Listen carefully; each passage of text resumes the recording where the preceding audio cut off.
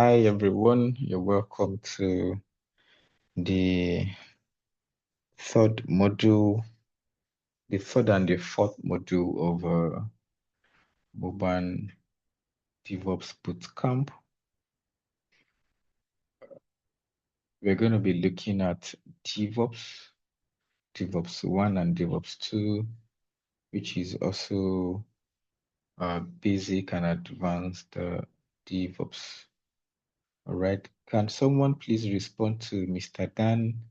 You might want to leave the meeting and join again because every other person can hear me and it's just him that cannot hear me. Please help me respond to him on the Zoom chat. I can see his chat coming in. So in the next 2 months, we're going to be together. We're going to be dissecting the DevOps from the basics all through to a complete CI/CD pipeline, right? By now, I expect that we are well grounded in Linux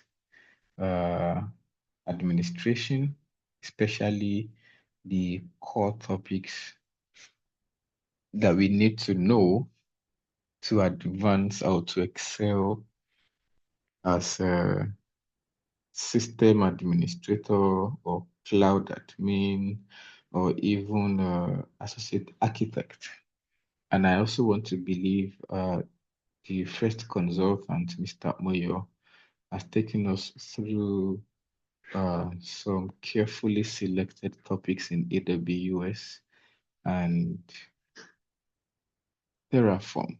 So we'll be bringing all this knowledge to bear as we go through DevOps 1 and DevOps 2. Today, we're going to be looking at introduction to DevOps, and then if time permits, we'll quickly see if all our setups are in order. And from tomorrow, we're going to start with the first tool, which is Git and GitHub, right? So let's interact. What do you know or what have you heard about DevOps? What is DevOps? Anybody, you can unmute yourself and then speak to the camera. Tell us what you know about DevOps.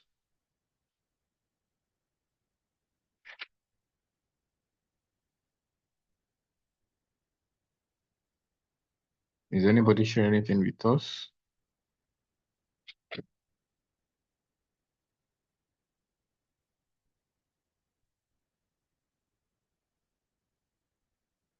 Okay, so nobody has heard about DevOps and nobody did any quick check since you know that's the topic you're going into next.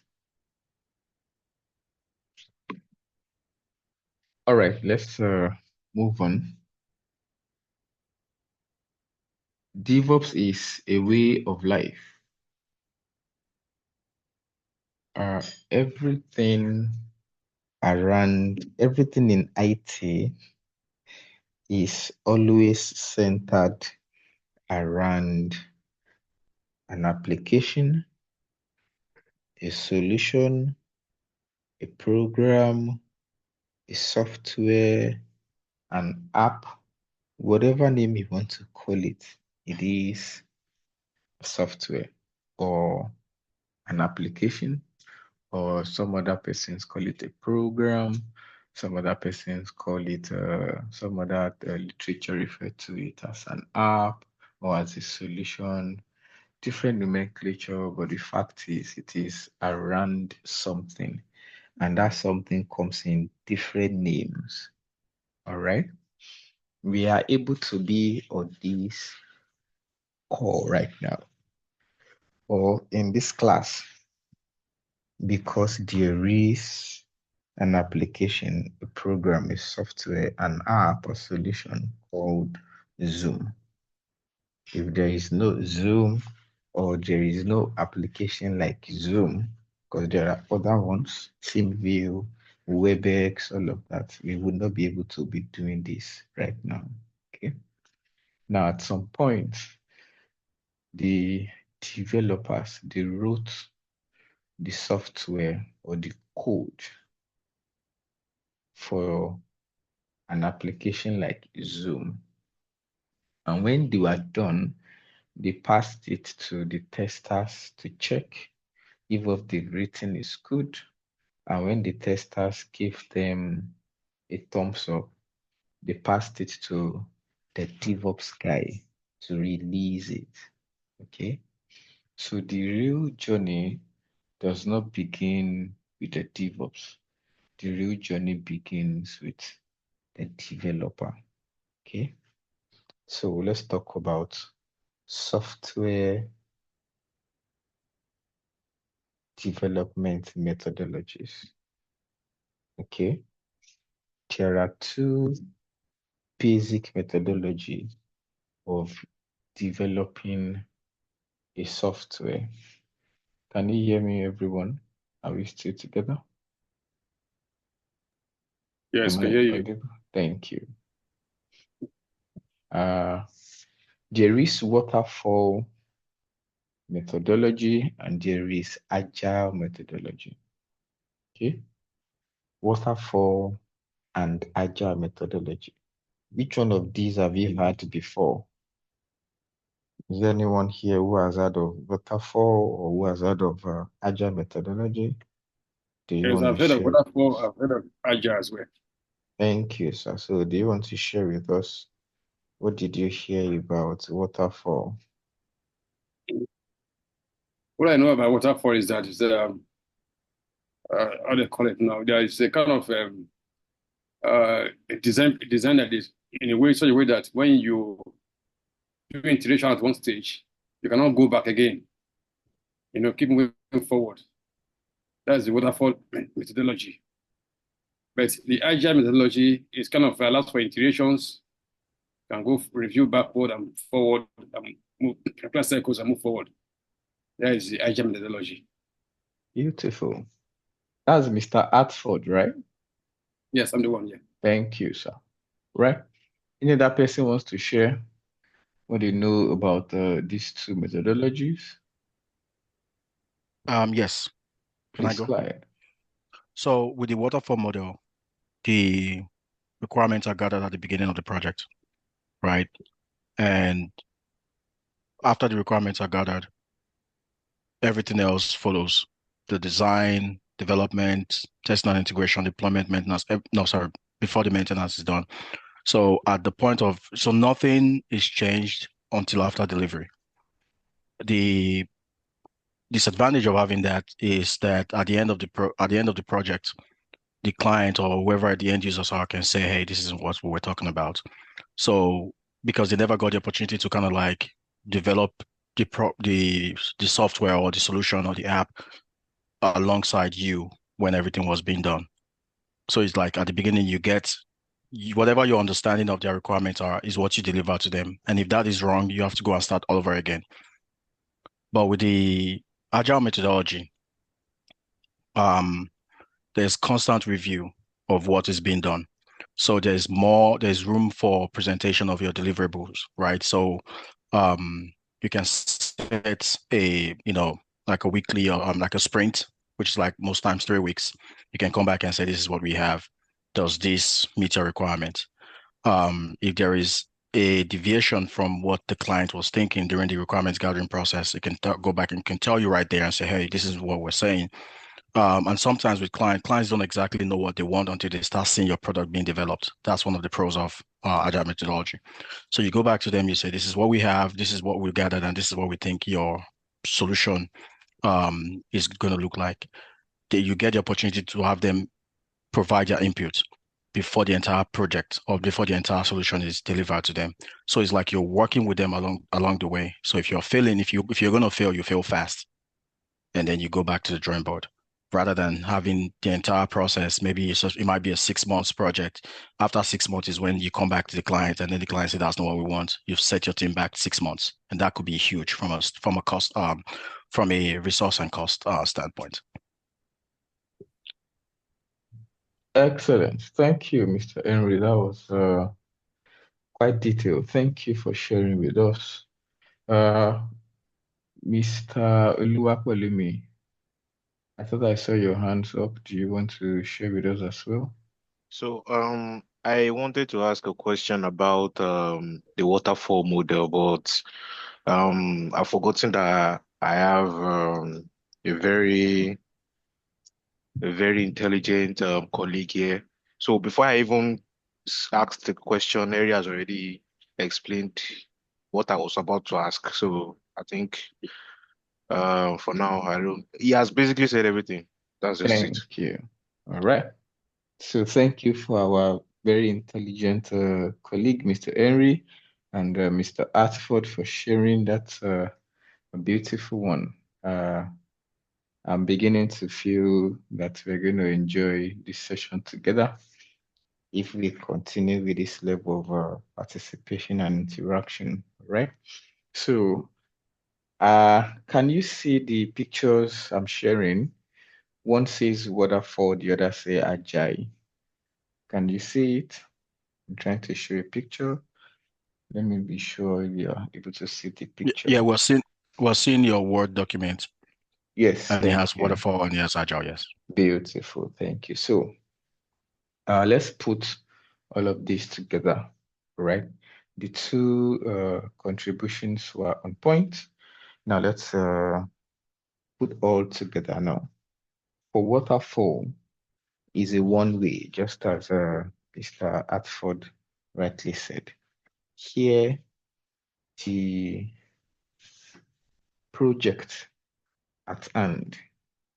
What project? Software development or app development is broken down into activities or into phases. And these phases proceed in a linear sequential order. That's the key word. Linear sequential order. Okay.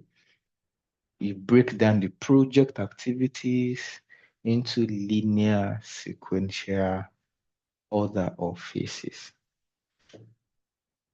where each phase depends on the deliverables of the previous one.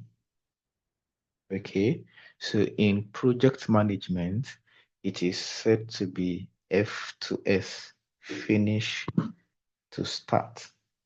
If a phase does not end, the next phase does not begin. Why? The input of the next phase is the deliverable of the previous phase, just as Mr. Area talked about deliverables. Okay, and like he has also rightly said, you carry errors over. If at the end of the development and release phase, you are doing user acceptance tests and it does not meet specification, it means you tear down the entire thing.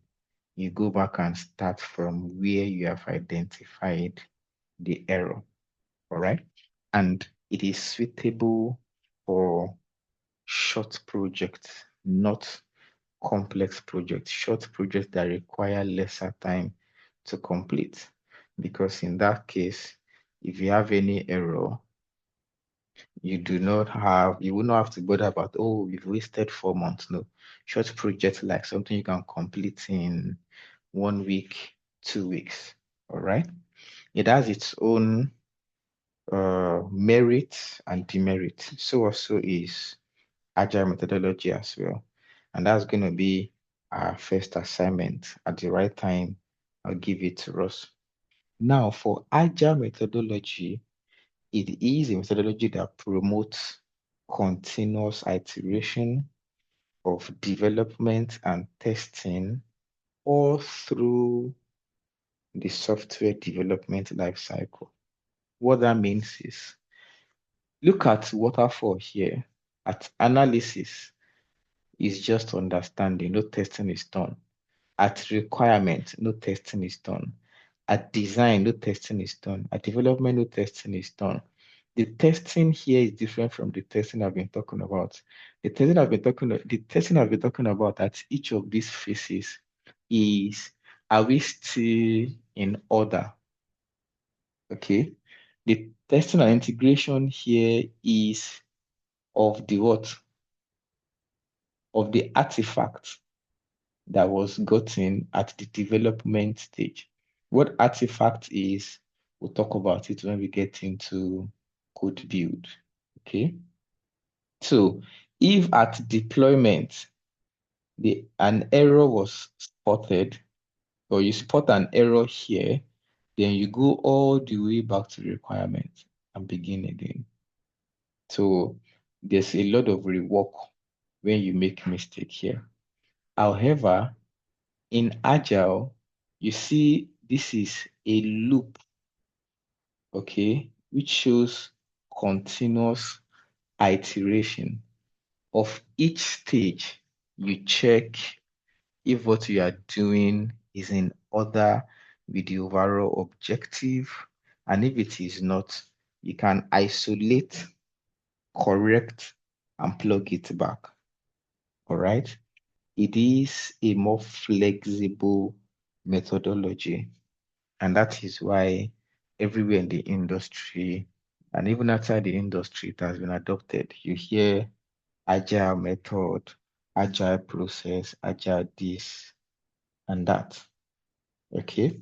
So in agile model, both the development and testing activities are concurrent. All right. Unlike waterfall, nothing is concurrent in waterfall. All right. In waterfall, I said earlier, it is finish to start. But in agile, you can run activities concurrently, and it encourages flexible responses to change. Okay, let's bring it to an analogy we can relate with. Building a house the traditional way, not now that we now have sophisticated equipment that you can assemble a house, disassemble it, and move it. I'm not talking about portal cabins. I'm referring to mortar and bricks. When you want to build a house, first thing after you've sited the land and you've cleared it is you dig the foundation based on the plan you want to put on the house. The foundation you will dig for a bungalow is not the same as that which you will dig for a duplex. It's not the same if you intend to build a high-rising structure. Okay. And after you dug the foundation, the next thing you begin to do is you begin to lay the blocks, the walls, and the partitioning. Okay.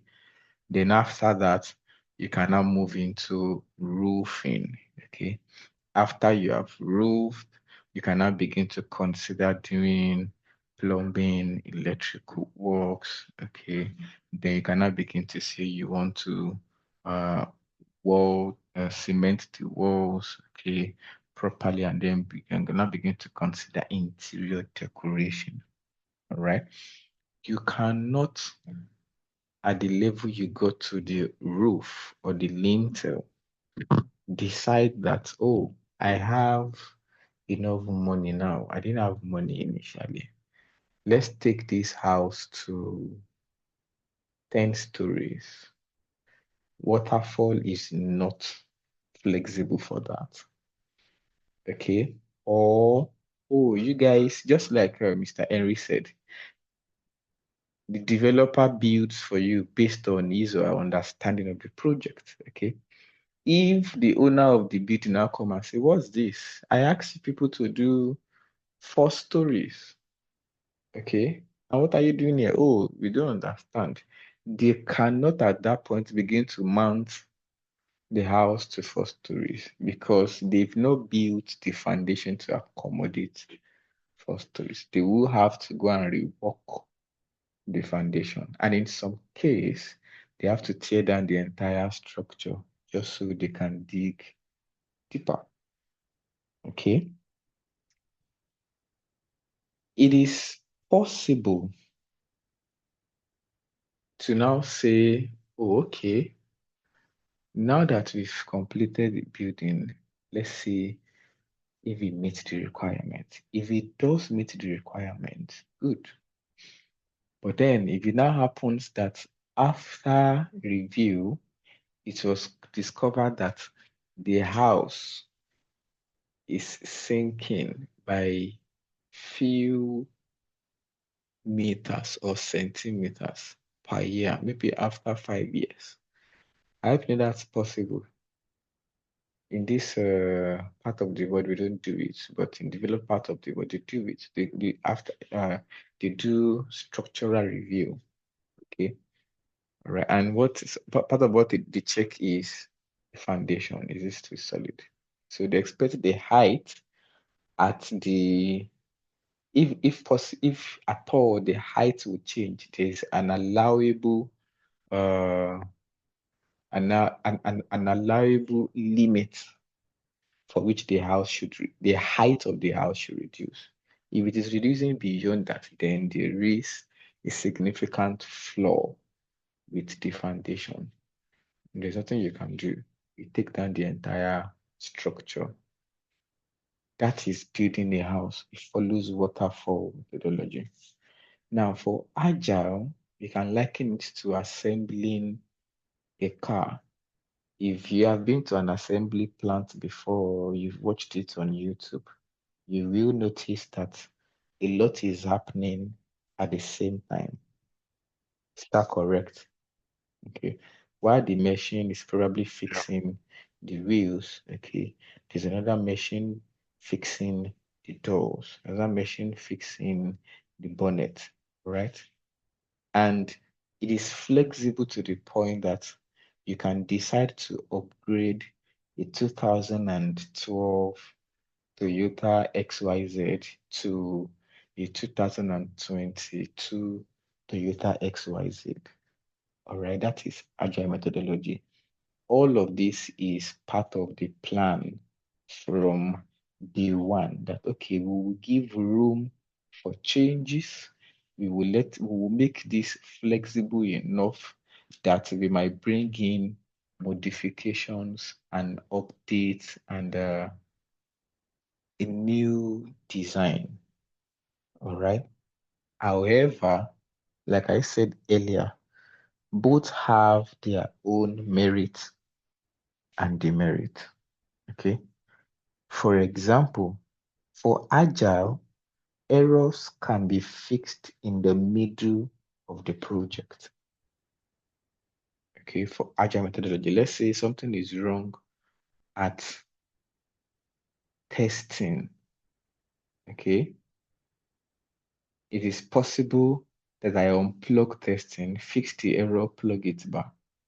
It is possible that I unplug development, fix it, and plug it back. But for waterfall, it is only at the end when the product is being tested. And if the requirement error is found, the project has to start from the beginning.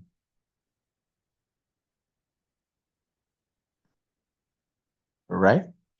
So you will now think, oh, okay, I think I prefer waterfall, agile then. But then you should also know that for waterfall, all projects and activities can be estimated and completed. Okay, you can have an estimate of this is all we would need to complete this project. Okay, but for agile in that same space, only small projects can be implemented very quickly. Large project is difficult to estimate the time. Why? There is front and back going on for large projects. You are bringing changes, you're bringing new modifications, and all of these contribute to what time you will spend and also resources. All right. Waterfall model are more secure because they are plan oriented. All right. They are plan oriented. However, agile model is considered unstructured. Again, due to the reason we have been talking about, changes coming from here and there. The client will come and say, oh, can you add this? Then you've added this, they'll come, I think I want to remove it, or just leave it for a while. Let me see what's going to happen. It is unstructured, right? So this is where I'm now going to give us our first assignment in this model. I just need 5 advantages of one over the other. 5 advantages of waterfall over agile. 5 advantages of agile over waterfall. Now, these are the 2 basic methodology of software development. You might probably have heard people talk about lean software development. It is actually an agile framework. Every other one are just mixture and commingling of agile and waterfall. The 2 basic self-development methodologies are agile and waterfall. Now, people tend to now look at DevOps as another methodology of software development. However, it is not. DevOps is a principle, is a culture. It is a way of doing things. It is not a set of rules. Neither is it a laid out activities of how to develop a software. No. DevOps is a way you release software without hassle. Are we together? Yeah, we're Yeah, together. We can hear you. yeah. All right. Great. Okay. So DevOps is a culture that promotes collaboration between development and operations team. A culture that promotes collaboration between the development and the operations team in a way that they release product. Now, in this class or uh, throughout this module, I'll be using product, app, application, program, software all together. Okay. So, however I use it, know that I'm referring to application. Okay. So we are saying DevOps is a culture, a way of life that promotes collaboration between development and operations team to release products faster in an automated and repeatable way. So those are the 2 principles for DevOps: automation and repeatability. It is the repeatability that you see for those who have been following literature somewhere. You will hear continuous this, continuous that. Okay. And if you look at this agile, you will see this is continuous. This is a loop. When you hear iteration, iteration means continuous loop to repeat something. All right. And that is what DevOps is in a very simple explanation.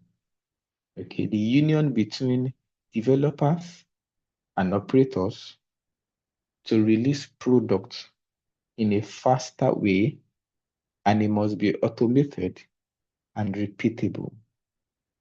Okay, so the two words combined together, development and operation, DevOps. Go ahead, Mr. Henry. Okay, so my question is, I was going to see if there is. I probably know the answer already, but I just want to be sure, just to make sure that you articulate it in the way that kind of aligns with what I'm thinking. Is there a way that waterfall model fits into the DevOps practice at all? Yes. Okay. How does that happen? Beautiful. Now, there are projects, minor projects within the major project. Okay. There are minor projects within the major projects that you just have to follow a finish to start methodology. I'll give you an instance. If the programmer at the beginning of a project, if the programmer is not done with writing the program, the DevOps guy cannot build.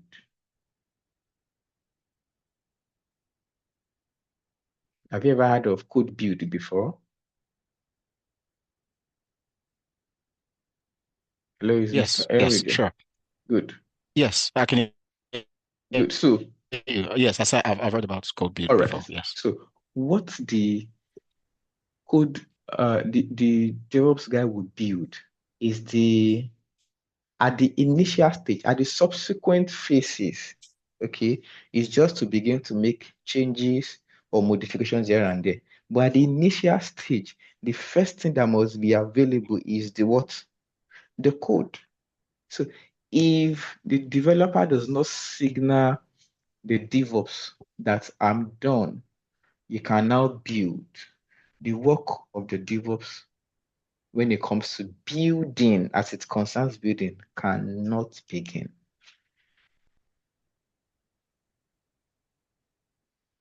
Does that make sense now? Okay. All right. So Yeah, the yeah, sure. entire process is actually going to be agile, okay, because of its flexibility. But within it, that's why I said project within project, mini project. Within it, okay, you still have to follow some waterfall methodology here and there. And that is why it is still talked about till today. Okay. So for those who have not heard of code build before, let me give you another analogy of what you already know. If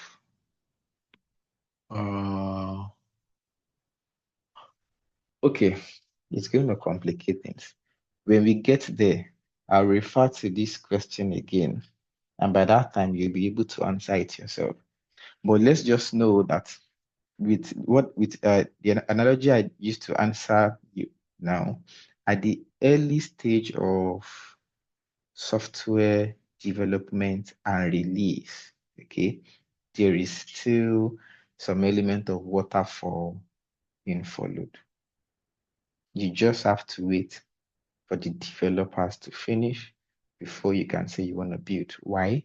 What you want to build is the raw code from the programmers. Does that make sense? Yes, All that right. makes sense. But when the developer is writing the code, Yes. right? Yes. That process of peer review, right? So like someone writes a code and it works on a team of five developers, Yeah. and those other five developers have to, look at the code and make sure everything is fine. Everybody has vetted the code and and everything is good before it goes to the code build phase of the project, Yeah. right? So that phase, that development phase and code review will be considered what? Agile. What's going on at that point? Agile. Okay. Yes, Just okay. That makes sense. Okay.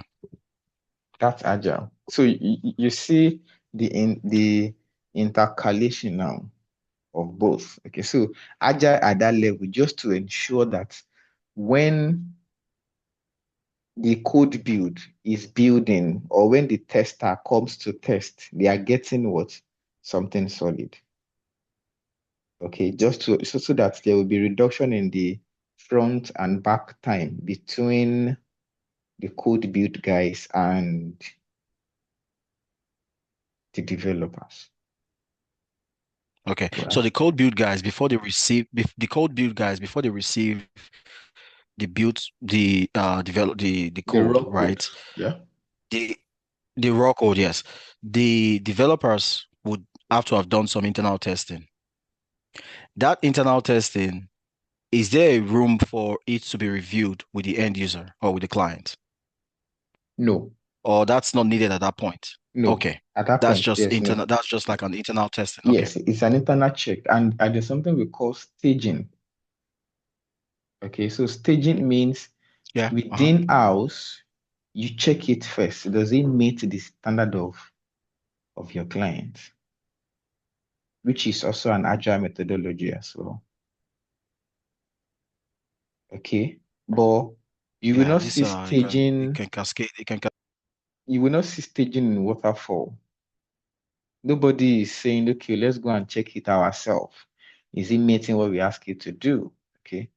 You go from requirement all the way down to where you do user acceptance tests, UAT.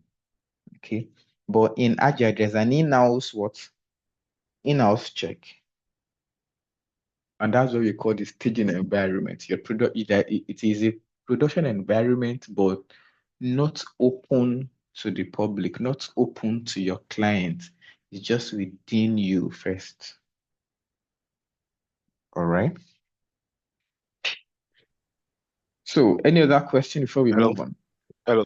So this staging sports now, I guess that is where Q is coming to test if the code that have been developed meets the Excellent. requirements, the business requirements. Is that right? That's correct. Okay. Yeah. So I was going to ask before the DevOps guys comes in, what was it like? What was it like before the DevOps guy comes in and the development and operation? What were they how are they operating before the DevOps guy comes Ah, to be between? that's a very good question, though, Mr. Hartford. That's what. Can you hear me? Can I take a shot at it What's if wrong you with don't it? mind? Hello? Yeah, we can hear you. You can Oh, hear you. Mr. Hartford, that's a very good question. You want me to tell you the story of the problem we used to face? It's a very good question. Oh, you want to? Mhm. Oh, yeah, now let's go. Take a shot, please.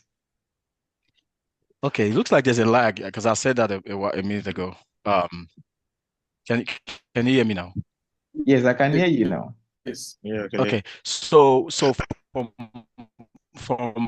from my understanding of what used to happen before is that the developers would do they would develop the code, do their internal testing, package the code, um, then take the package code and give it to the to the operations guys.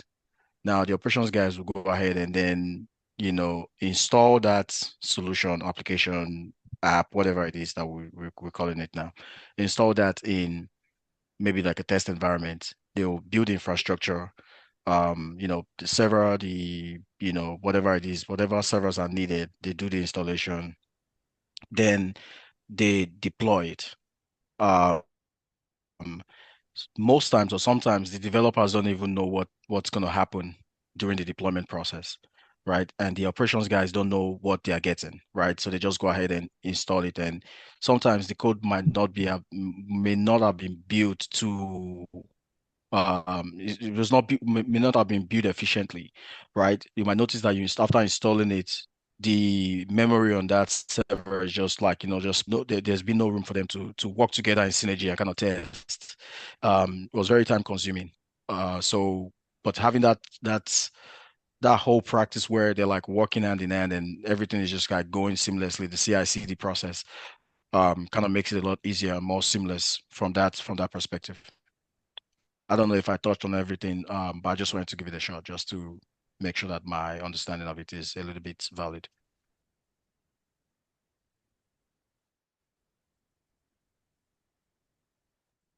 Excellent. Excellent. Thank you so much, Mr. Henry. I mean, are you a developer or you've worked with Um, developers? I'm not a developer, but I've worked in an environment where I did a little bit of BA. So I've worked with developers, I've worked with operations guys. So Oh, let that's me put it that beautiful. way. So what is your role currently? A BA or a Scrum? So right now I'm not none of those is my role. Right now I'm a Microsoft 365 consultant, right? So I don't deal with anything. Okay. I I don't mean, yeah, I don't someone deal who with has worked anything. closely with them that really knows these details. It's beautiful. Thank you for sharing. So I'm trying to get my whiteboard up so I can share with you three of the problems that used to be major in those days before the advent of DevOps. Okay. And I'll start from where Mr. Henry uh, dropped it. Can you see my whiteboard, everyone? Yeah. Okay. It's coming up, yeah. This is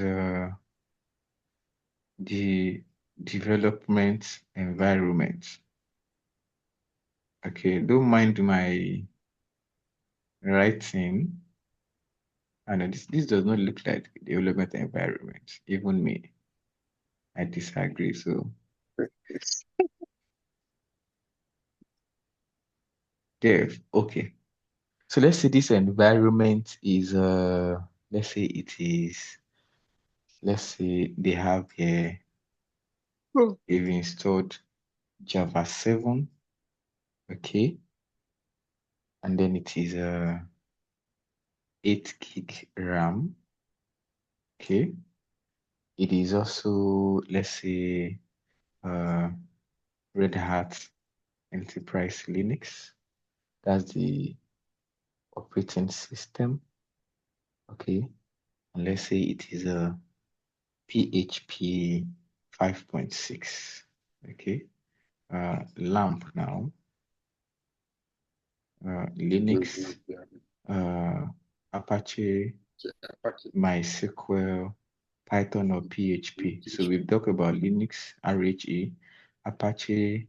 Okay, let's say what they put here is they're using yeah, Apache 10.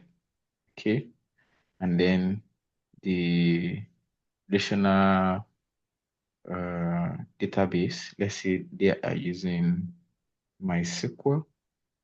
Okay, and then PHP. Now, from what, if you followed what Mr. Henry said, which is correct, this is the environment where the developers have written the code and they have packaged it and did some internal testing. Okay, that packaging he talked about is what we call build.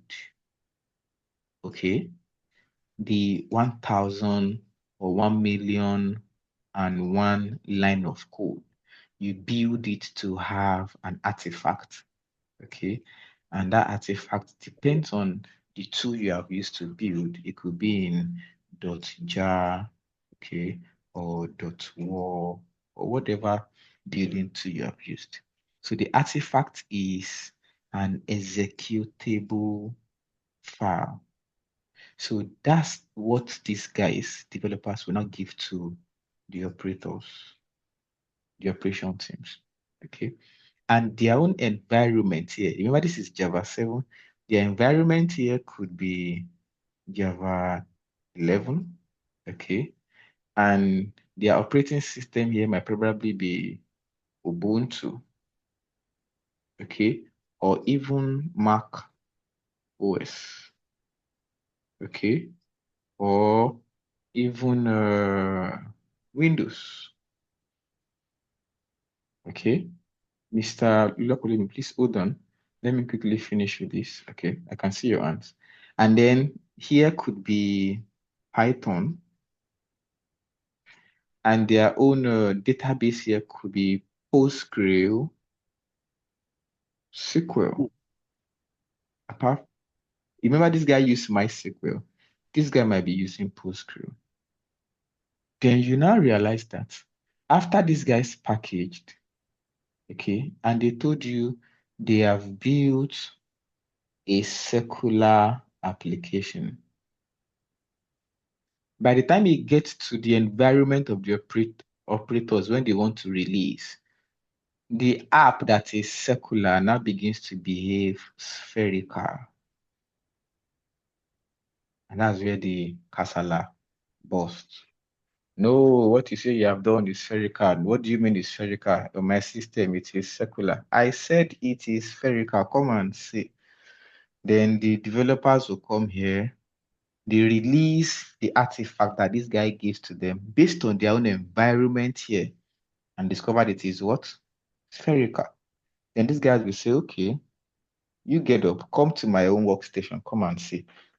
This is the process where everything went through. That thing I built and sent to you, this is it. Look at how it is behaving. Circular.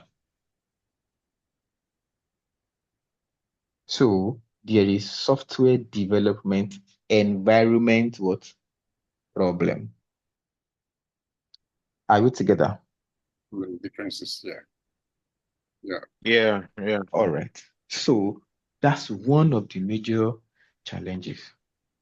DevOps now say, okay, so what can we now do?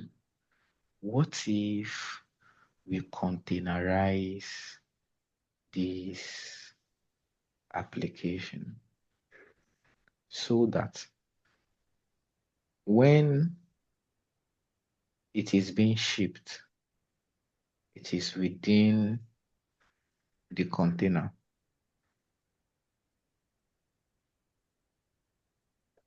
Okay, so irrespective of the environment where this guy is deployed to, this container will shield this application from whatever environment it is deployed to, whatever nature of environment it is deployed to. Is it making sense? So Yeah. this is called configuration management, which means there will be consistency across all deployment or all production environments.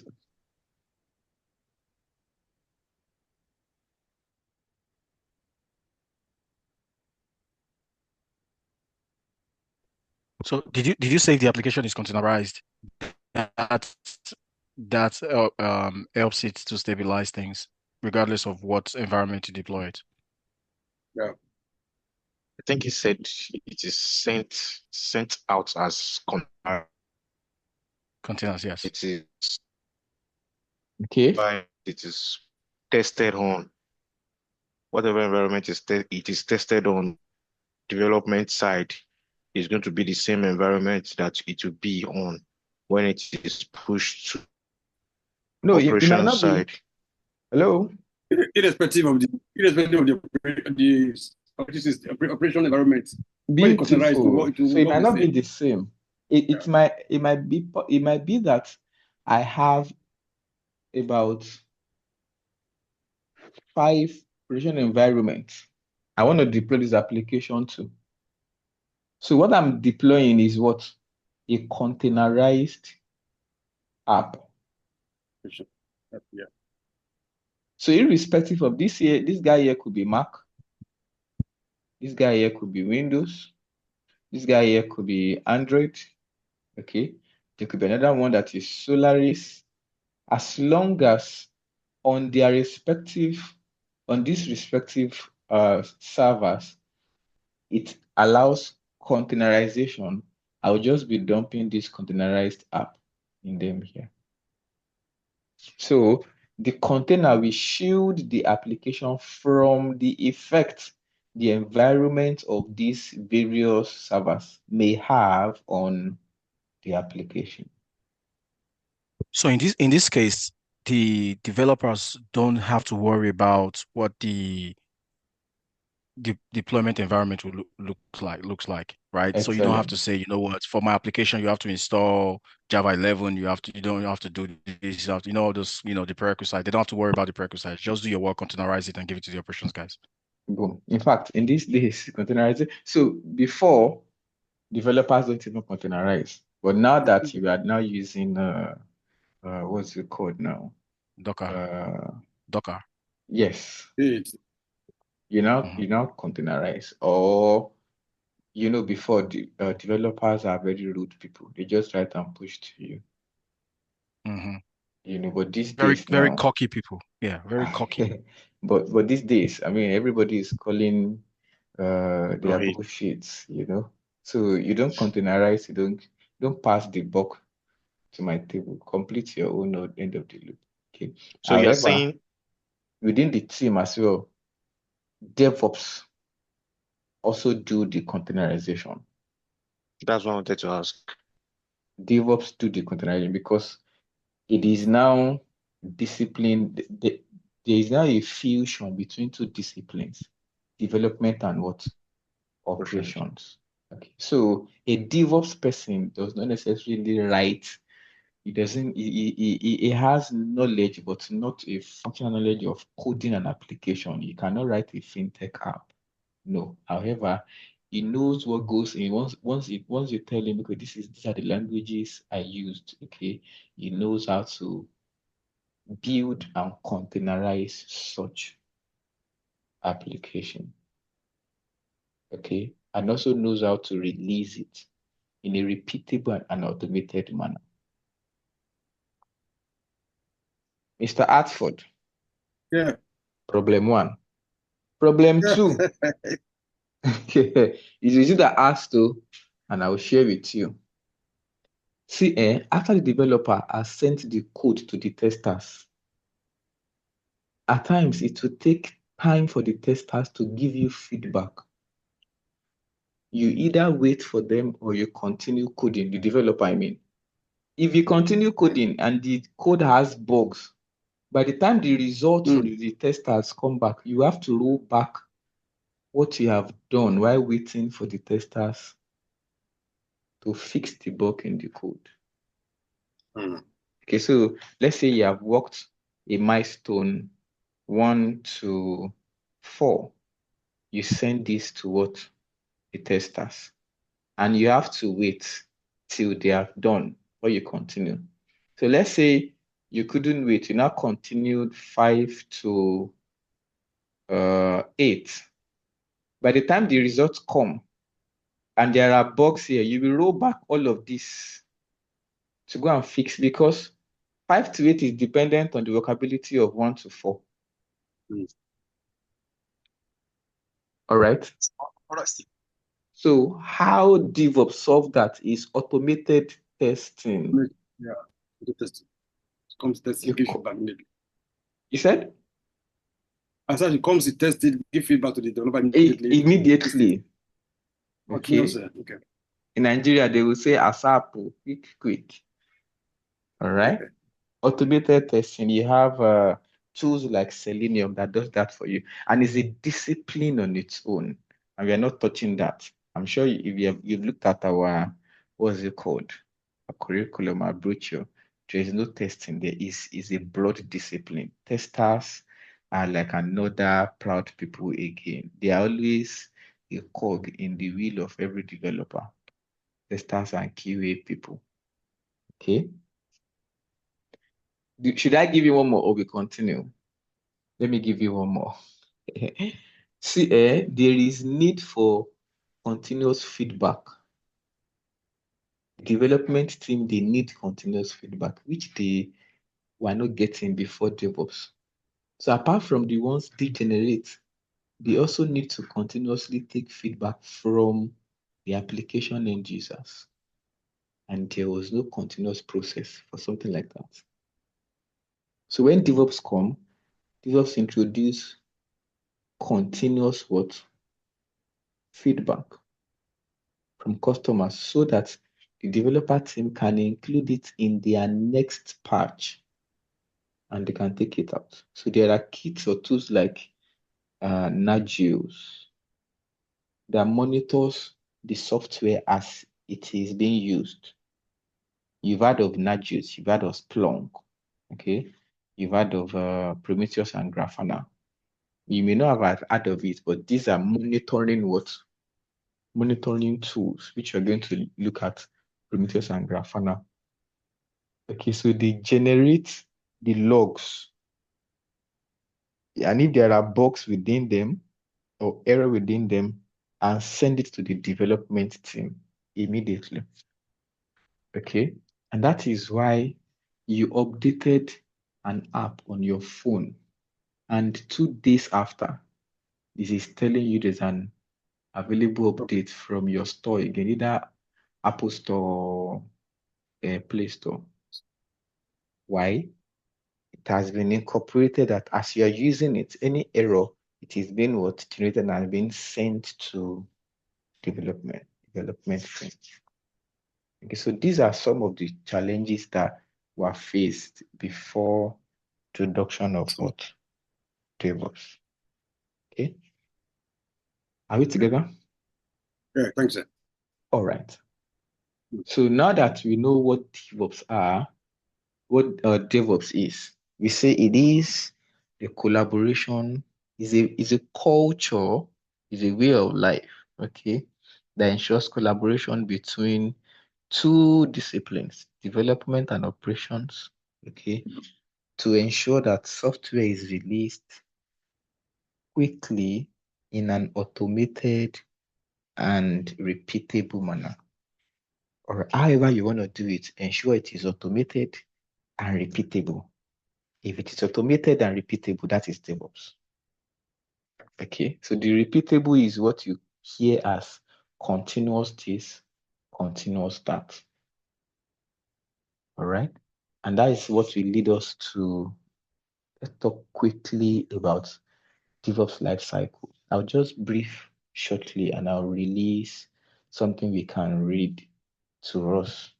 I hope we are aware that this is 100% hands-on training. The reading part, I can always send you materials or cheat notes that I've prepared that has helped people and helped me as well for you to read and have understanding, but we'll come to class to do hands-on. We are discussing and we are reading because this is the first class. I need you to have a grasp of what we are doing for the next 2 months. So there is continuous development. Let me go back to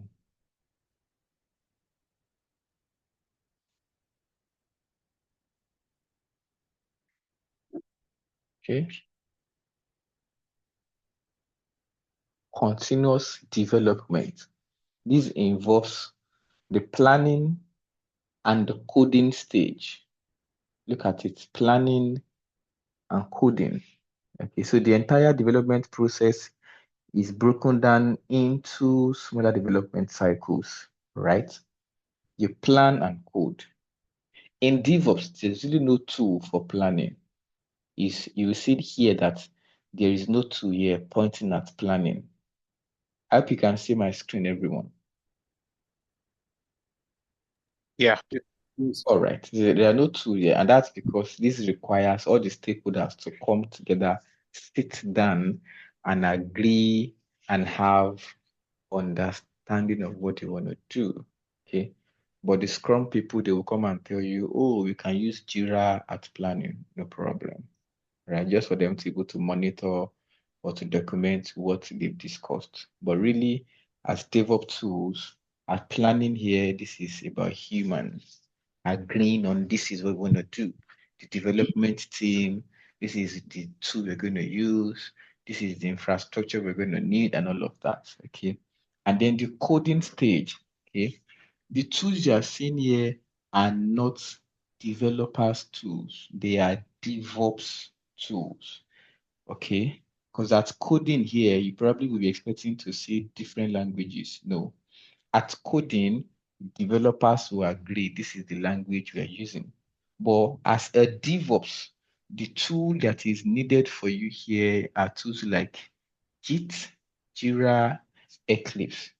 For you to what? To manage the source code, okay? Code maintenance, okay? So that the code, look at, let's go back to what one of the contributors, I think it was Mr. Henry. So let's say you have 5 developers within your team. Let's say 2 are backend, 1 is front end, 1 is database, and 1 is let's say UI UX. 5 of them. Each 5 have on their own respective, at their own respective workstation, their JIT. And whatever they write at the end of the day, they push to a central or a remote repository. Let's say they've decided to use GitHub or Bitbucket. Okay. When they do that, we must ensure that what A pushes to the central repo does not overwrite what B pushes. Not only that, what A pushed yesterday will not be operating by what A is pushing today. So there is something we need, which is a versioning tool, and that is our JIT. Okay, so at continuous development, we focus on what? On the code. Okay. Also, there is build, which is also at continuous development. I've told us about build before.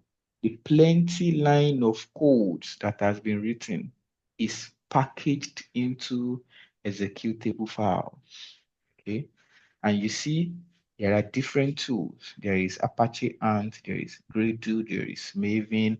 Based on the language developers have used, you will carefully select your building tool, right? In this class, we're going to be focusing on Maven because our application is written with Java. All right. Then there is the continuous integration. Like I said, I'll share with you a simple note of what is continuous this and that. So you as well can read. Continuous integration includes different steps related to the execution of the test process. Look at here now.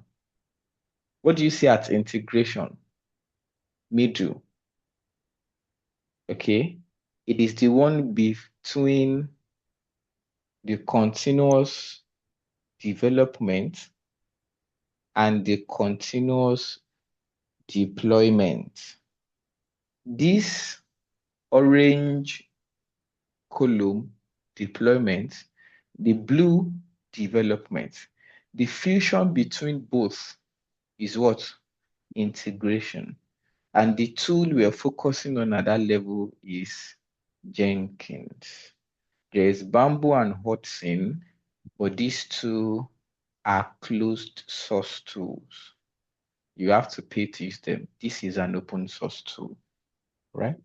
There's continuous testing, there's continuous deployment, okay? At continuous deployment, there is a concept called configuration management. There's a concept called containerization, okay? For containerization, we will use Docker. For configuration management, we use Ansible and Docker together, okay? And there is continuous monitoring, okay? A continuous monitoring, we ensure that we get quick feedback about our production servers. What production servers are? When we get into DevOps properly, I will explain to you. So all that you see here now, let us go and put it into perspective using diagram. Okay.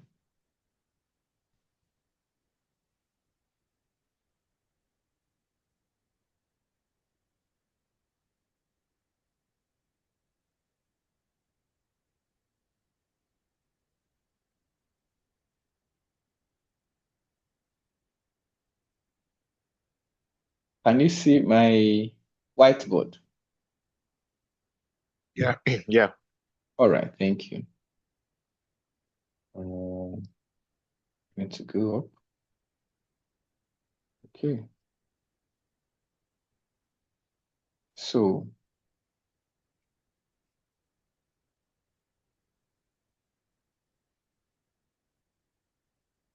Git to a remote repo GitHub. The developers write the code within their own local repository Git, and they push it to the central repository or the remote repository GitHub. The 5 developers, the 5 of them we have at their own respective workstations, Git, their own Git. Okay.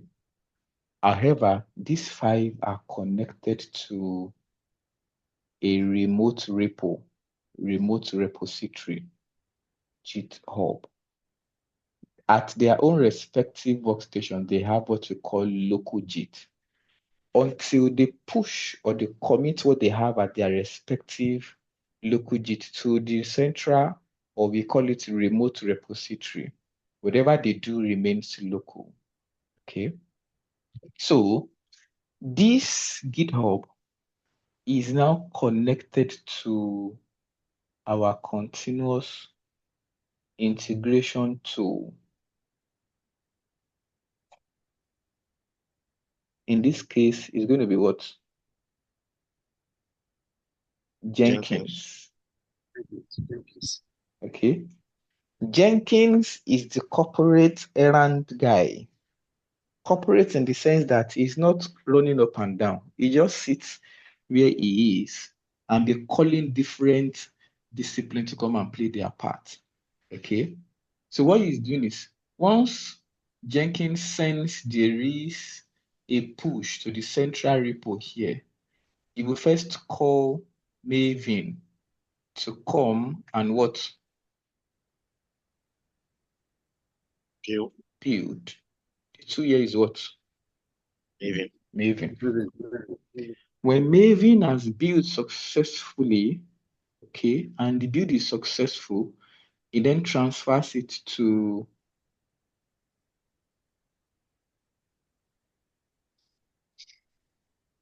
Estes. Here what? Selenium. But like I told you, we are skipping this part because this is a discipline on its own. If the tester says, okay, all is good, move on. Meanwhile, what enters this build stage is what? Raw code. And what lives here is artifacts.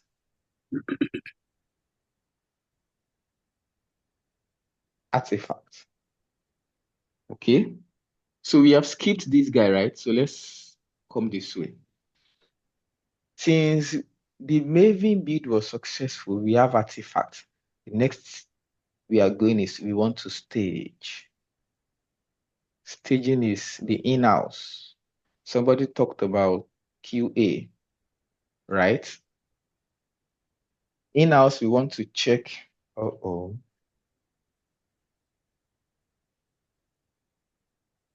Sorry.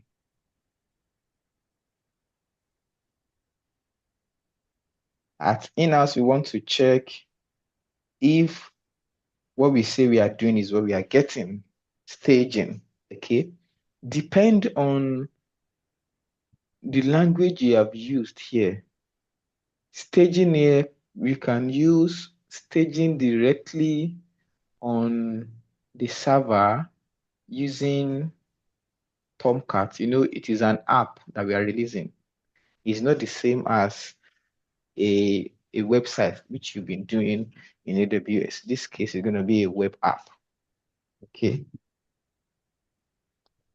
Are we together? Yeah. Good. So we use Tomcat to stage. We're going to stage on the bare server first, because I want you to see how all of that plays out. Then we will also stage using Docker. Okay. So two things we're going to do at the staging stage. That's funny. At the staging phase now, two things we're going to do. We will stage our server on the we will stage our app on the bare server. Then we will also containerize it.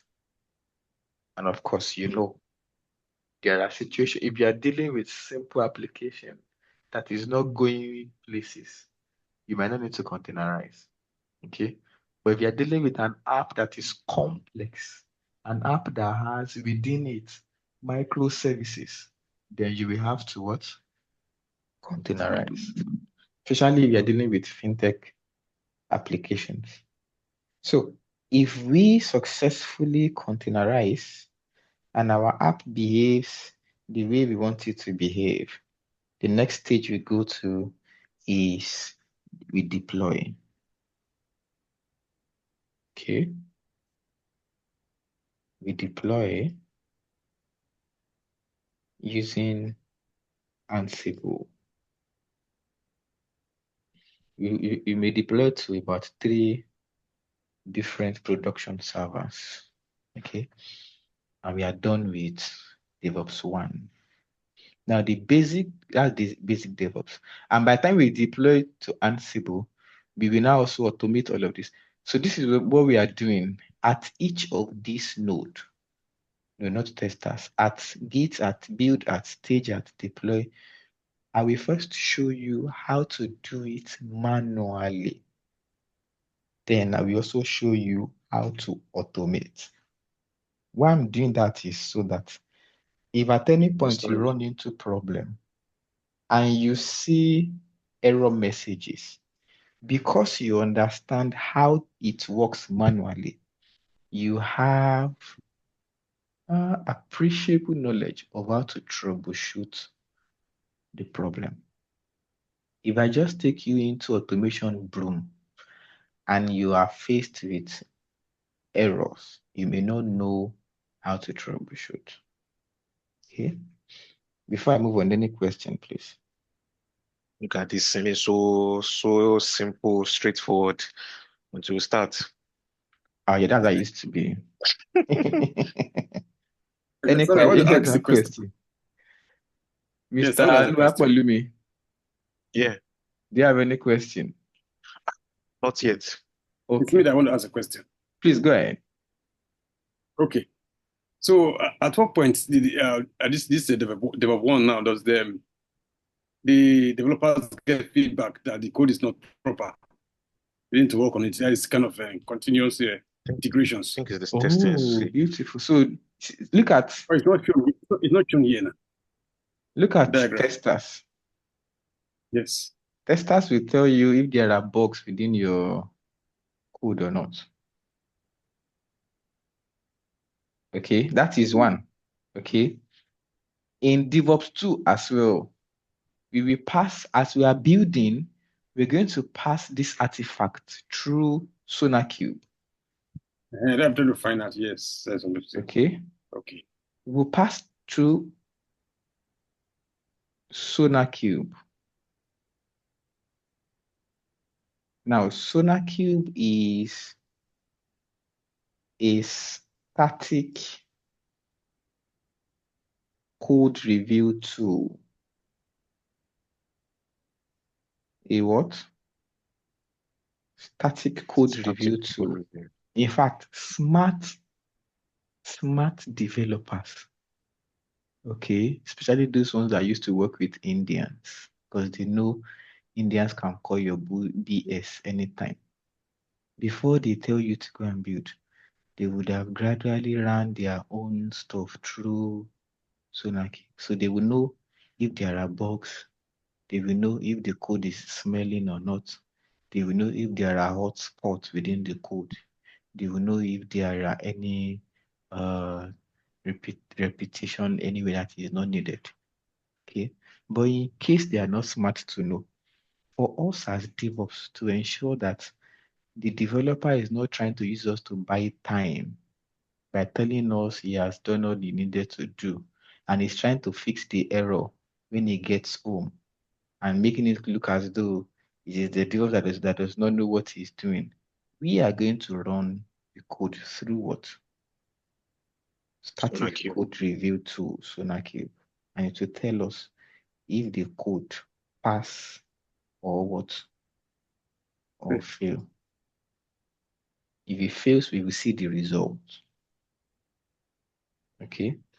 So, Another thing we're going to go ahead. quick question. Yes, sir. So, in SonarQube, do we define what the requirements should be, what a good code should be, as far as Those, our requirements, right? so Do we static already have that. define that? The tool SonarQube already have that. Okay. Okay, so it already has this standard that is expected of your code. If there is a bug, if your code will smell or not. So let me give you an instance. Have you tried to code with this smart IDEs like Cloud9, like what's it VS called Code. now? VS Code. Okay. If you're coding with them, as if you're making error, it's giving you a red beep already. Mm-hmm. Do you get? So that's it. You know? So for Okay. a code of 1,000 and whatever lines, you scan it through SonarQube. Okay. So you're unable to say, okay, these are the parameters I want you to check for. No. SonarQube have static, SonarQube have the standard it's looking for based on standard for coding. All right.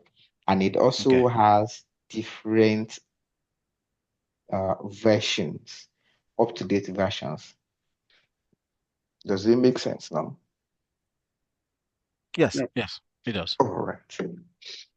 So Slack is just checking based on best practice. Yes, excellent. Best practice. And that is why it is a static what? Code review. Another thing we're going to do here is, if these different JIT guys, if they push here and we build, if we build 7 times in a day, we are going to have 1 artifact. What that means is the second build, we overwrite the first build, is still 1 artifact.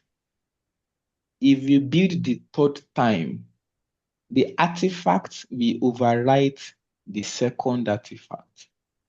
Can that be version controlled? At building, no. I don't It think is so. at It's what? based. Kiddo. Okay.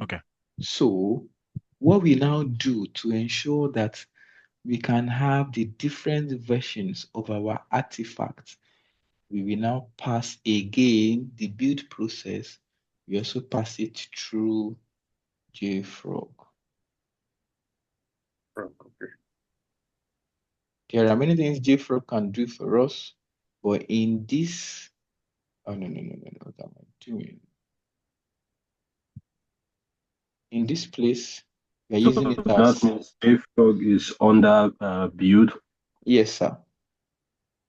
JFrog and SonarQube, they both come under what? Build. Okay. Okay, because we will integrate the two of them with Maven. Are we together? So we will use our JFrog as our Artifactory versioning, so that this is going to be our buffer point. So for every build, the artifact is sent to JFrog. So if we have 7 successful builds here, we have 7 artifacts here. So if the 8th build did not go as planned, we can revert to the 7th artifact on JFrog. Does it make sense? Any question, please?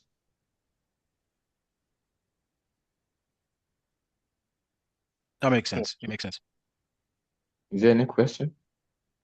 I was thinking that maybe at the end of the build, you would be able to take one of those, one of the good one. I don't want to use the 7 of them all together. No, I'm not saying we will build 7 times. So what I'm saying is that, let's say we build the first time, and then they came and say, let's put 1 or 2 features. Let's add 1 or 2 features to the application.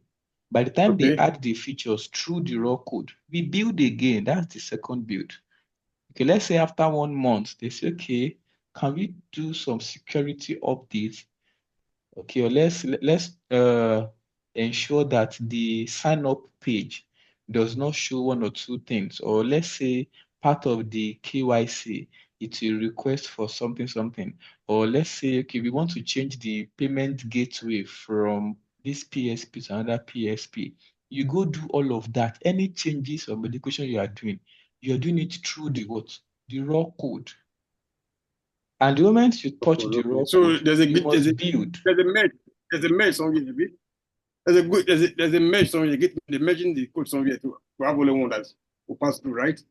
That merging is building. It's called package. It's what Mr. Henry said as package when he was explaining one of the problems that it used to be before the advent of DevOps.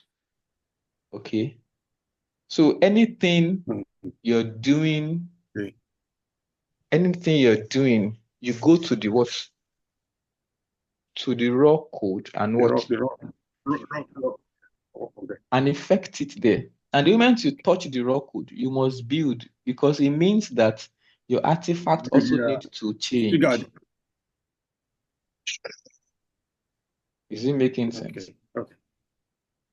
In all of this, we are talking about coded applications. So, these days, there are many tools that are now telling you you don't need a code to build an application. I'm referring to serious coded applications. Okay. Can we move on? Yeah. All right. Now, when we do this, we also do staging. This time around, we wouldn't be using Ansible again to deploy. We will now be using from staging here. So from here, SonarQube and this, we connect this back to staging. When we stage now, the next thing we want to do is we want to release. So the release here, we're going to be using Kubernetes. Okay. We're using Kubernetes for our deployment. We use Kubernetes cluster, about 3 node cluster. Why? Because we want to simulate situation whereby there are more than 1 container. Okay, when you begin to have 2, 3 containers, then you need a container orchestration tool, and that is Kubernetes. Is that clear? Okay, I don't want to touch more on this. If I begin to unbundle Kubernetes now, we won't leave here. So let's wait till when we get to Kubernetes. Okay. Then after Kubernetes, we will now do monitoring. Okay. We'll monitor our production servers to see if they are doing well or not. And that's the workflow. So what's the tool that we be using for monitoring? Thank you, sir. We're going to be using Prometheus and Grafana. Did you get that? This is not Patterson and P&G. This is Prometheus and Grafana. And we'll do This is not Procter and Gamble. Exactly. we'll This is not do Procter and Gamble. Exactly. we'll touch all these we'll touch all this technology like this. It Yes. is So brace for serious impact. oh boy. Mhm. So when they Wow. tell you a typical DevOps engineer is going home with 120,000 Please, it's worth it. USD, It's worth it. I Come know on. Damn. it is not beans, you know. But the good part is the stress is an enjoyable stress if you have gotten to this level. I'm sure you know a lot of persons have dropped along the line. About 14 or 15 of you started the boot camp. And Lydian sent me email about just 6 persons, you know. So yeah, it is what I mean. I'm a DevOps practitioner. So if I say it is worth it, believe me, it is worth it. Okay. Apart from the financial gains and then the financial settlement you get, that you are solving real life problem and you are doing something that is challenging. Well, I won't say I'm like other people, but if you see it from that angle, okay, me, I've always have this mentality of let's go the hard road. Let's solve problems. It's worth it. Okay. The So only so challenge. let me ask this question. Go ahead, sir. What is your work-life balance? Because at this point, if even if they pay you 200K a year and you don't have the time to go enjoy that money, what use is that money? So what do you think the average DevOps engineer's work-life balance is like? Is it something that Hmm. you, Aroda, this is a very you have serious to work all question. weekend and Okay. You know, I I've been dealing with work-life yeah, balance because since. trust me, money is good. Don't get me wrong, but Yeah, I get.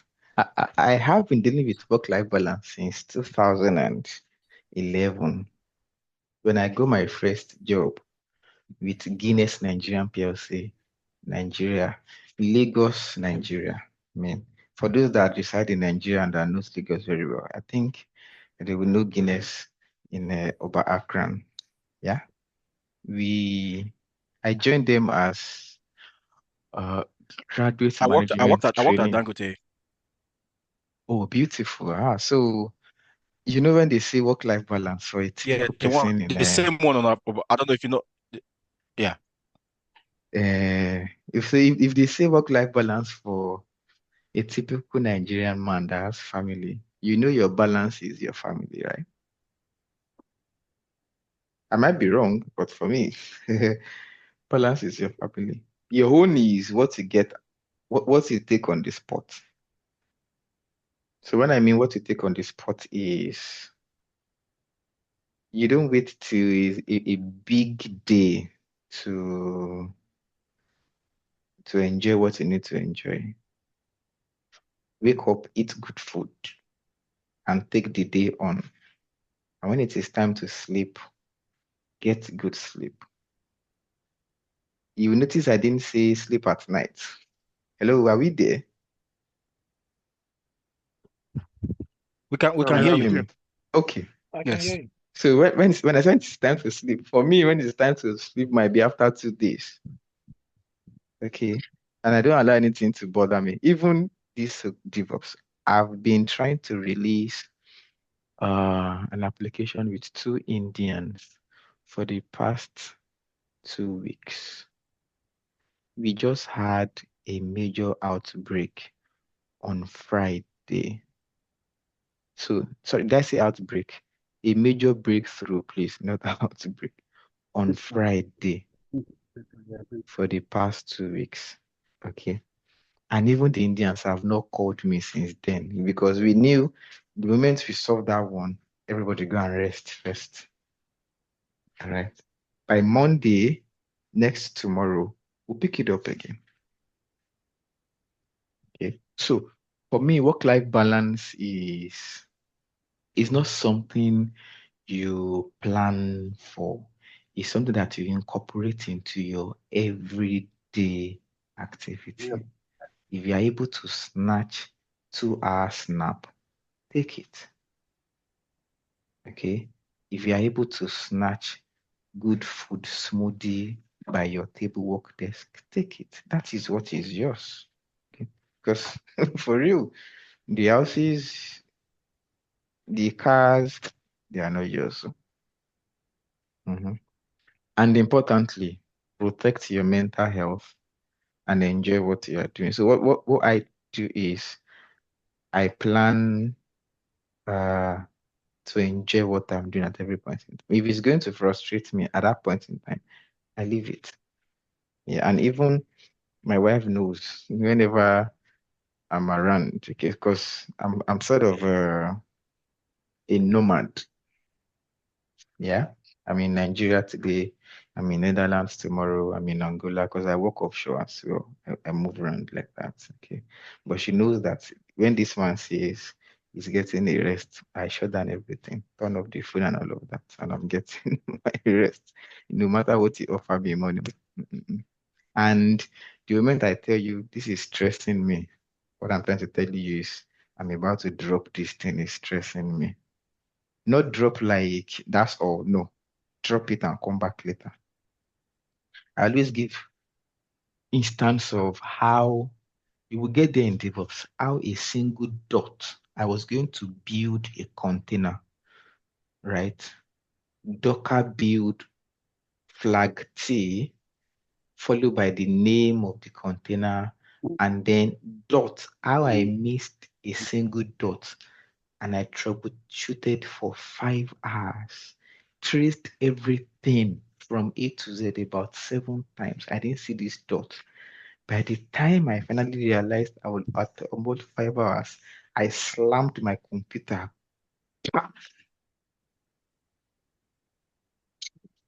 What pained me was I didn't follow my own principle of once you sit trying to troubleshoot for 2 hours, get up, go and get fresh air, clear your head, and come back. Right? If I'd done that, I tell you, it won't take me up to 5 hours to spot it. You want it to be done. You wanted to be over. You wanted it to be over and done with. You get, because I was like, I've looked at this thing 2 times. There's Yeah. nothing wrong here now. Why is building giving me trouble? So I hope I've answered your question. It's not a destination, no. It's a journey. Yes. Enjoy Yes. it Yes. while you are Yes. in it. Don't You wait certainly for have. a specific time to say you want, just enjoy it. When it is time to eat, set everything aside, eat good food. When it's time to sleep, ensure your mind is not clouded with too many other things. Enjoy what you're doing. Enjoy, if possible, build fun around what you're doing. Yeah. I have a question. Like Go in ahead. regards to like there is this thing with when you're applying for like major like IT roles that comes with like especially like roles like this that comes with like experienced hands and they always require like years of experience, Yes. even as well as certification. Certification is easy to always come by. You study for certification, you attempt them, you pass them. But like years of experience and the level of expertise, like expertise comes with like when you deal with like real life issues and real life problems and having to work a way of troubleshooting them, working up with teams, with engineers troubleshooting. That's when you get like this real life experience. What do you tell your previous trainee or other trainees in regards to like applying for like gigs, applying for like jobs in regards to like DevOps roles? Because these are like roles that are like really, really professional that come with this high level of burden in regards to like infrastructure, trusting you with serious environment and serious infrastructures. Mm, I wish I'm able to articulate what you have said. It's quite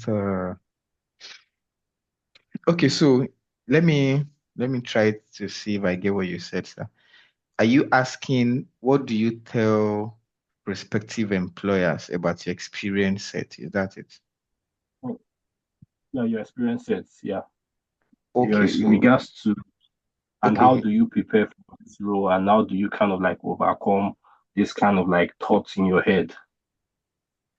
So first, in terms of experience, if you successfully complete the boot camp, you can Yeah. actually claim that you have 3 to 4 years experience.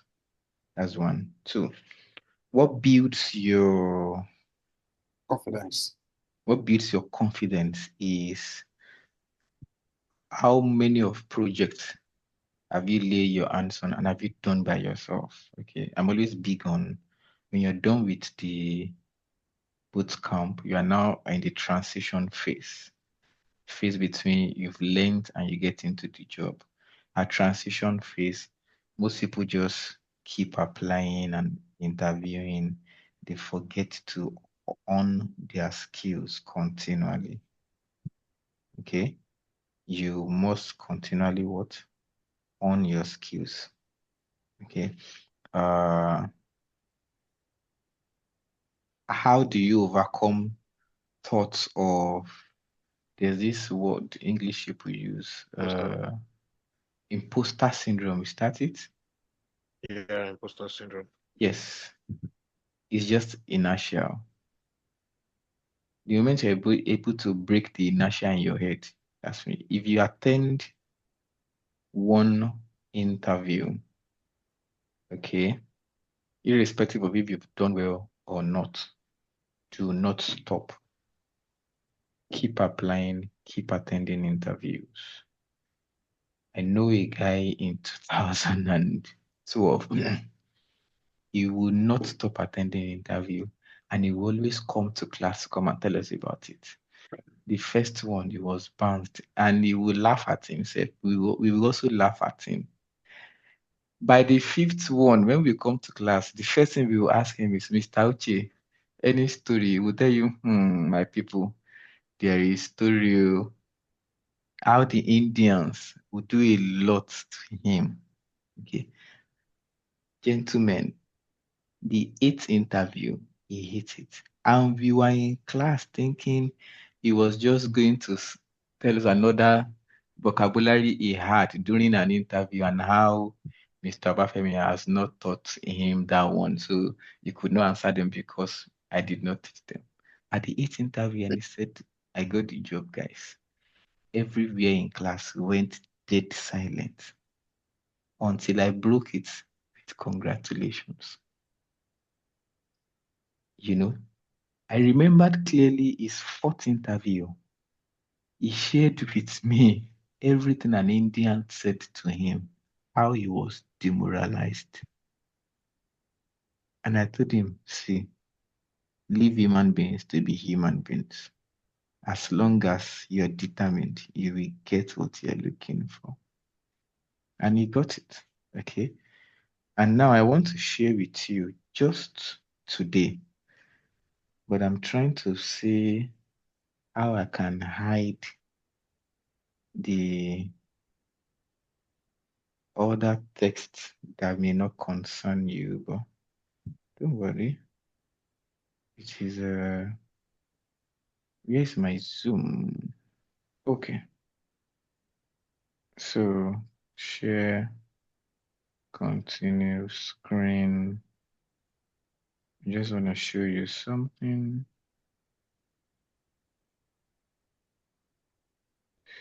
Just give me a moment.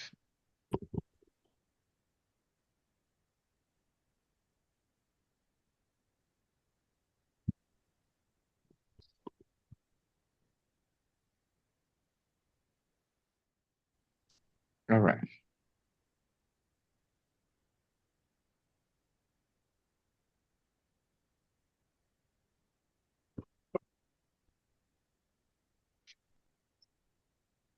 So this is a chat between I and Nigerian folks. Okay. This guy, this is just today, right? Yeah. I've forgotten his name, I'll be honest. Now people can see his name here, Vince. Okay. And I don't even have his number saved. If you're able to read this, I've just received an offer to join BlackRock as a platform engineer. It's a fantastic opportunity, and I couldn't be more thrilled to take this next step in my career. The guidance and support have been invaluable, blah, blah, blah, blah, blah. Congratulations. Okay. I put your number as one of my references. Hope you won't mind. I said, no problem at all. Okay. The one thing I remember about him, he has not changed this is what's it called? This profile picture in years. So once I see it, I know. Okay. One thing I actually know about Vince is that he will not back off. Even long after he did his boot camp with us in 2023, I think January set 2023. Long after that, he still comes back to ask questions and all of that. Okay. And the ones that he flunked, he will come and share with me and I will encourage him. The bottom line is if you don't start, you will never know how far you can go. Do you copy? Hello? Yes, yes. Yes. Yes. So if you don't start, you will never know how far you can go. Only those that started are able to come back and say, yes, I finished. It's like a race in a competition. If you don't, at the start point, if you don't start with them, you can't complete with them. Okay. So if you have come this far, then there is something that is pushing you and giving you, let that thing carry you all through. Let that thing carry you all through. Okay. And this guy is in Nigeria and he has gotten a job outside of Nigeria now. You know, I think it's a remote role or something. And there are I people know like I've that. heard of, I You think said? I've heard of BlackRock. I think it's in Germany. That Okay. Germany or Ireland is a foreign company. They You're are very, right. very good. You're right. So, and it is possible he has even left Nigeria and is still using his Nigerian contact, just like me as well. I use it to disguise a lot so that uh, Good, good. so that I hide my head from some unnecessary billings, you know. Yes. All right, good people. I think we've done well for introduction to DevOps. Tomorrow we'll begin to set Sorry, up our sorry, workstations. sorry. Sorry to Please go cut you ahead, short. sir. No Yeah, problem. Go ahead. We still have time. I think this class there's a bit of a lag, so it's not making conversation with you a bit like it's not making it. I don't know. But what I wanted to ask now is I know before now we've worked with Moyo and he has taken us through um Linux, AWS and Terraform. He has taken us through all those. Now, when you do the architecture and everything, I'm not seeing where I understand that Linux, yeah, Linux is something that we'll use generally. I mean, that one is a given, but and if it depends on the kind of role that you are into. If you are just a DevOps engineer, I think there's a difference between a cloud DevOps engineer and a DevOps engineer. Or I'm not sure whether there's a similarity in between those two roles. That's the number one. That's the one thing I want you to assist in clearing up. And number two, I'm not seeing anywhere that you mentioned like put Terraform in the chart that you drew. So I'm just trying to see where that would come in. And I understand that it's for deploying, like if you want to make use of, if you want to deploy your infrastructure on cloud, you make use of Terraform to do that. Yeah, so I think that falls in line with if what you are going for is a cloud DevOps engineer or you are going for a DevOps engineer role. So would it be possible for you to assist in just clearing that up? Just the difference between the DevOps engineer and the DevOps engineer. All right, thank you, sir. So as to where we are going to use Terraform, where we're going to use uh, the cloud skills that we've learned, I would just say just stay on the line. When we begin to use it, you will see it. All right. What I showed us on that uh, rough architectural layout is all the tools we're going to be touching. I didn't show us how we're going to be touching them. Bulk of Oh, those tools are built around Linux environment. That's one. And the okay. servers we're going to be using for them are on AWS. Okay, so you see, we are still working around within this environment, right?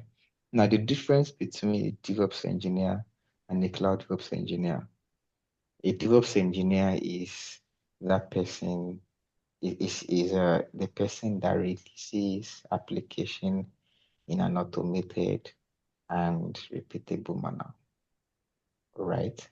So a cloud DevOps now, although there's really nothing like a cloud DevOps, a DevOps is a DevOps.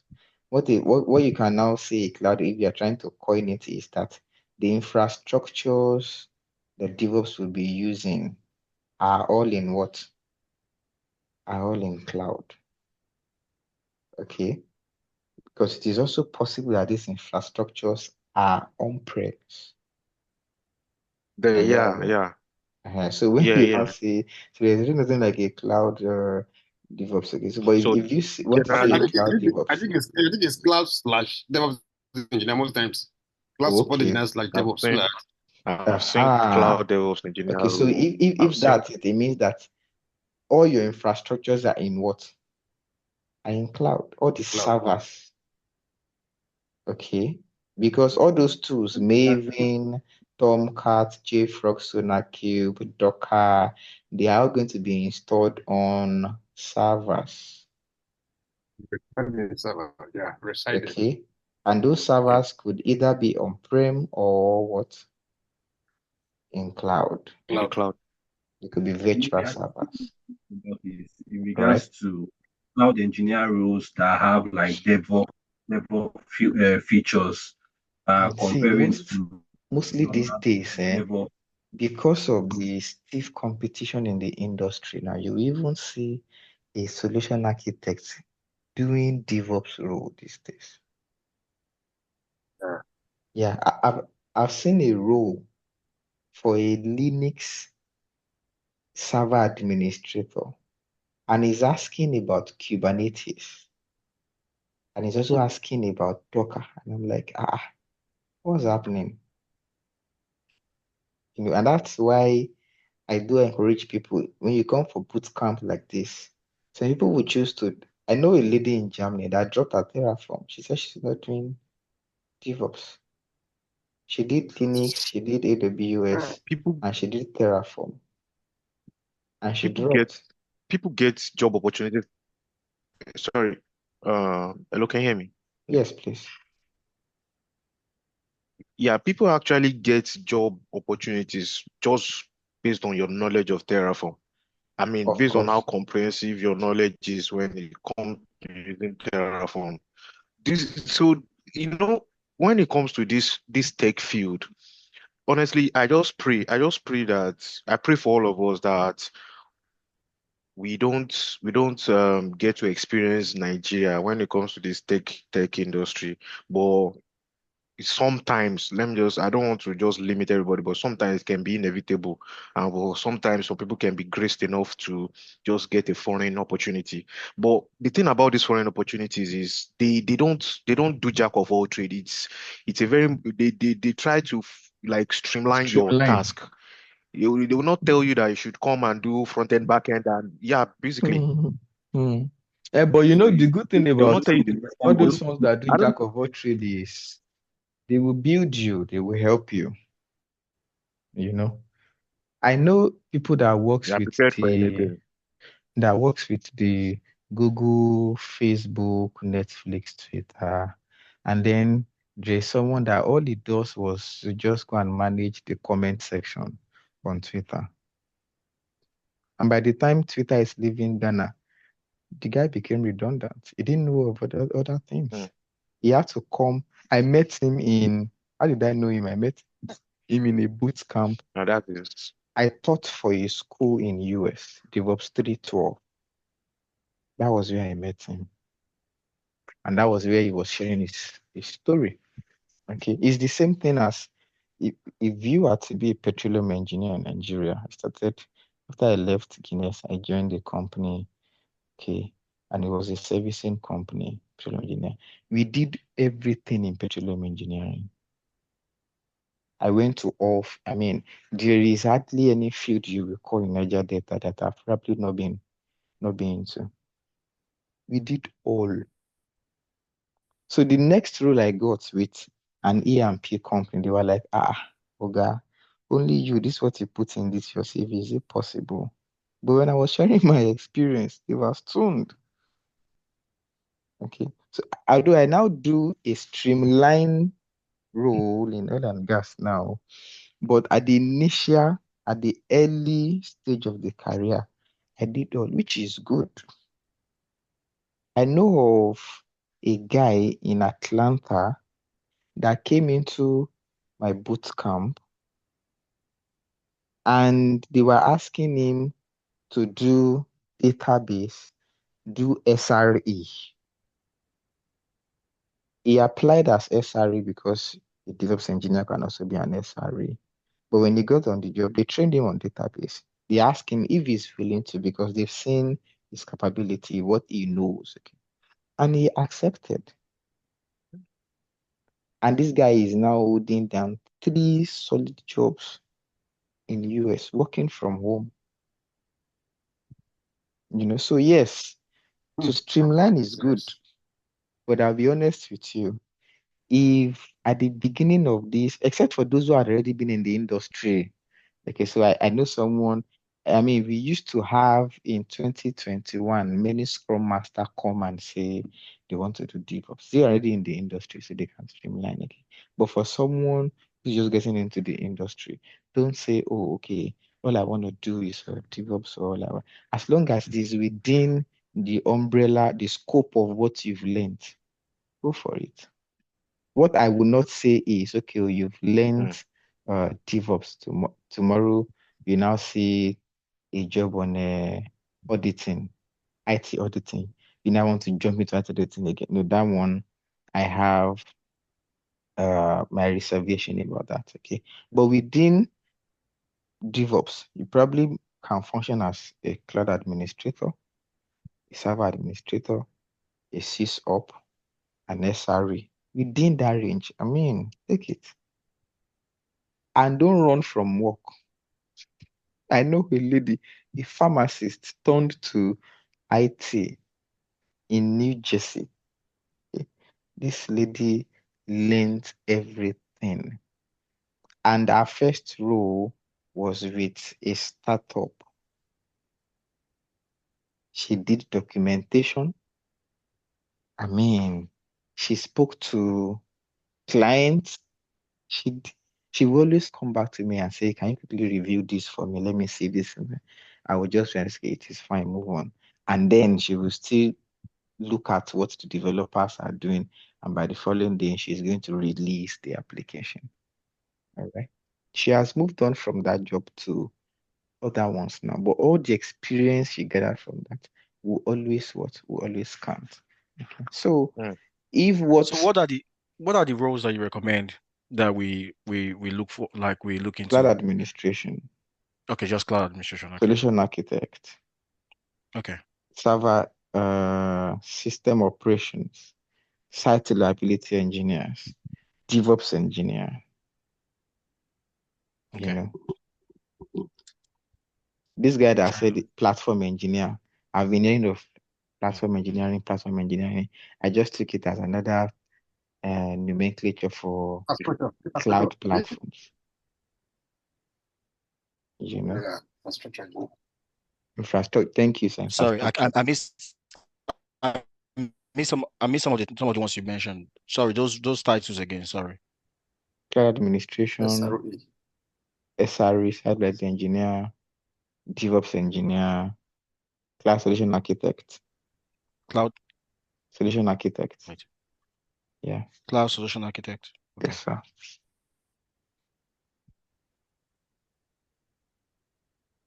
All right. Any other question? So let me ask quickly, does everybody have GitHub account?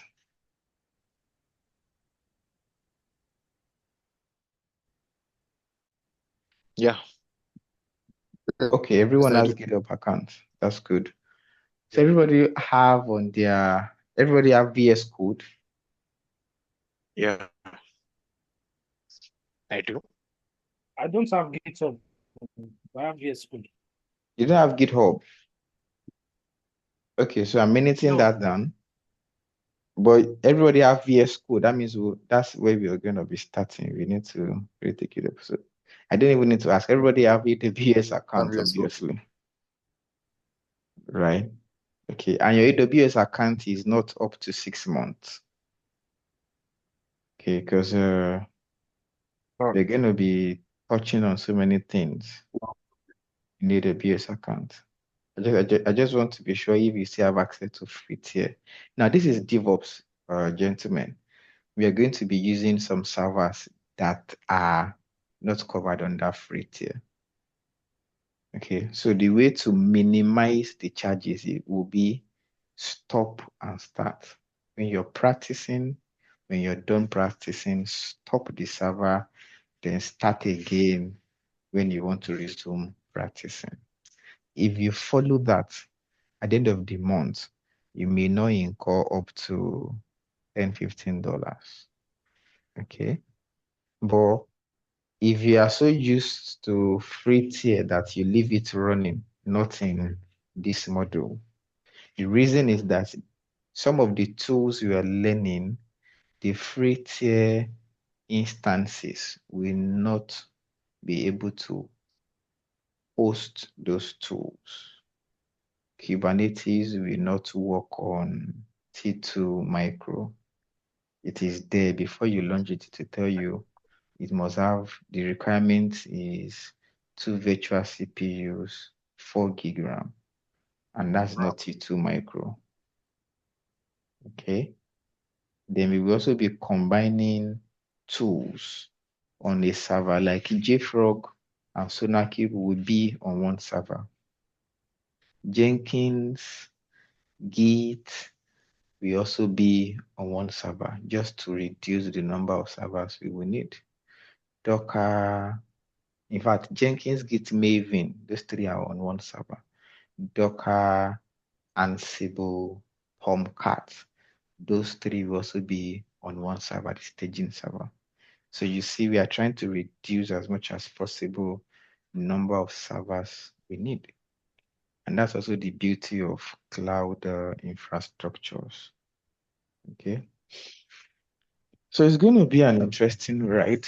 I enjoy this first class. Let's keep this interaction up this way. Okay, what I mean is, let's make it lively like this. Okay. Do you have any question before? And you also take us. What do you I want say me to we'll be take, taking us sir? to class gently by gently, so but understand very well. What do you say, sir? I say you'll be taking it gently. That's I will so go to why take you it. according to The Nigerians. No problem. No problem. So what I like is I like it when people ask questions, okay? When you don't understand and you're in a live class, instead of saying, okay, I don't want to disturb him, I'll go and watch class video. No, please ask questions, okay? Except if you miss class. If you miss class, I like it that you have gone to watch class video before you come and begin to load us with questions, because the classes will be simplified that when you watch class videos, you will understand, okay? And if you come to ask questions in class that you miss, I will know if you have watched the class video or not, you know, because the way you will ask the question and the question that we also ask from your own question will tell all of us in class that, okay, Oga, go and watch class videos. We have touched this and that, okay? But if you are in class as we are now and you don't understand the thing, I like it that you will open up and say, boy, repeat that, please. And I will do that because that's the sense of why we are here. When your understanding is solid, you'll be able to interact with prospective employers. Okay, it is when you're unsure of what you say you know that there will be plenty, I think, during interview discussions. Okay.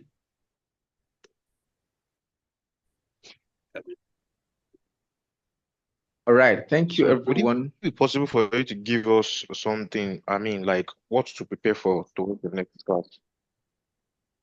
Tomorrow is next class. Hello? We are Yeah, starting with Git and GitHub. okay. Yes. And Okay, then all we right. begin to Yes. unveil the rest from that. Okay. Yep. All right. Any other question? Okay. Thank you, He was Mr. asking a Ashford. question. What do you say? Not me. I think it's Dan. Hello, Mr. Dan, Dan. are you saying something? I said Pelumi was about asking a question. Oh, okay. Mr. Oh, Palumi. okay. No, he has answered. All right. No, you've answered already. All right. Thank you, Mr. Henry, Mr. Austin, Mr. Dan, Mr. Olua Palumi, Mr. Ashford. So this class is all males. Oh, wow. We used to have one female Yeah, roommate. I we had think we had a she we had a large dropped before, out. but she ran away. Ah, okay. I'll send Lady Anne after her. We can't have all class of males now, at least. And Let's this is have actually the one. best time for her to join the class. Yeah. It's okay. All right, Yes, yeah, gentlemen. yeah. I'll see Correct. you tomorrow. Thank you. Because I think what we're about to cover going forward is something that. All right, bye. Bye. Bye, everybody. Right. Never, yeah. See you.